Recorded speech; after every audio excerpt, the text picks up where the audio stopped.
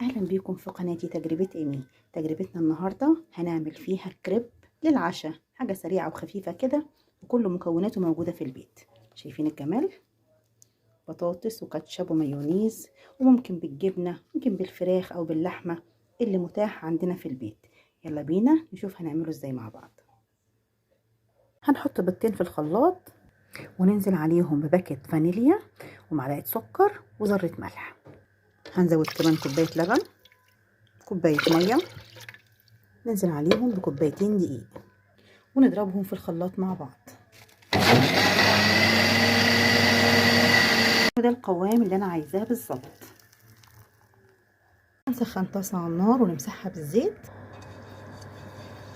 نبدأ ننزل بالكريب بتاعنا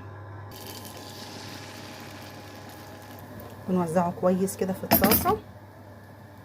اول ما يحمر بنقلبه الناحية التانية لغاية ما ناخد الشكل اللي احنا عايزينه. كده بقى تمام معانا. انا كده خلصت الكمية بتاعتي، طبعا بطلعهم على فوطة عشان ما يبقوش ناشفين. عملت لي ما شاء الله 8 كريبات. شايفين سمكها جميل وشكلها جميل ومستوية وحلوة جدا. نحضر بقى الحشو ونشوف هنحشيهم ايه. نجيب الكريب، نحط بطاطس، كاتشب، مايونيز، جبنة ونقفله. وطاسة سخنة ونحمر الكريب فيها لغاية ما يبقى مقرمش وحلو معانا.